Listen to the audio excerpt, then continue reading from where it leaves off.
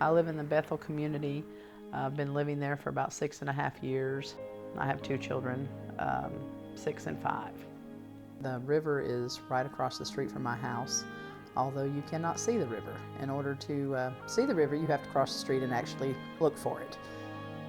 On August 17th, there was an enormous amount of rain from Tropical Storm Fred.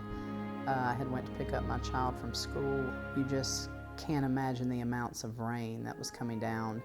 We came back home and I noticed that one of the vehicles that is usually parked by the road, the water level had went up about 1/4 of the way on their tires. So I kind of told my children that we were going to be proactive and I was going to pack a bag.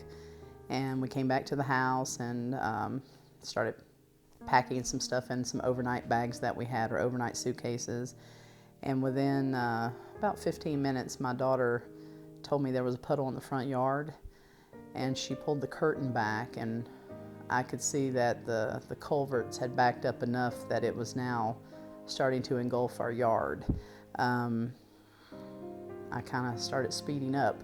I had 3 suitcases, and the 2 suitcases I had with about 3 changes of clothes for the girls and I threw them in the car, and the 3rd suitcase I decided I would put some picture albums in it.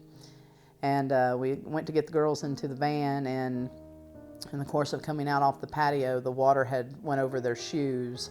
So I had picked them up and put them in the van and got them secured.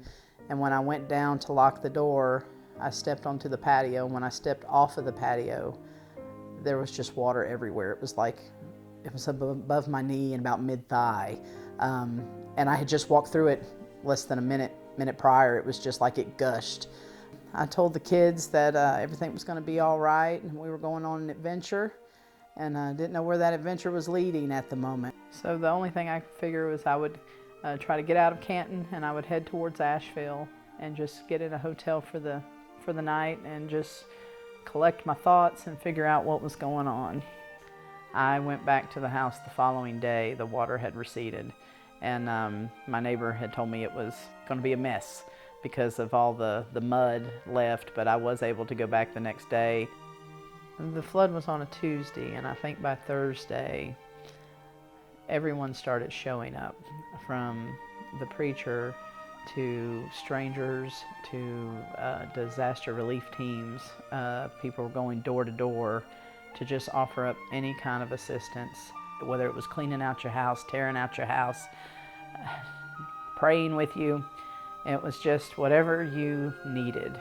And when you're in a position like this, you are so overwhelmed because you look around and you think, how do you fix any of this?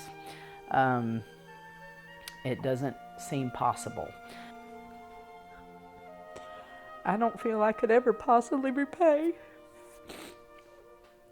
everybody that has come out to my house, people that I, for the most part, never even met.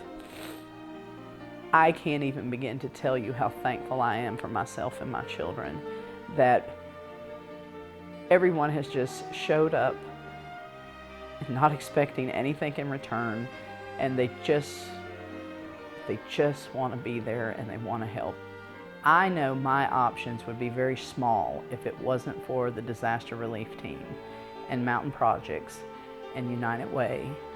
My girls and I would not be back in this home anytime in the near future, because realistically, you know that this house probably wasn't salvageable if it hadn't been for these programs. They come in and they've got a rapid rebuild program to get you back in a safe manner. It won't be done by no means, but you'll be able to be in it, and it'll be livable while it's under construction. I do miss my bed because it was a bunk bed. I miss it. Daddy made it. We just want to have our home back.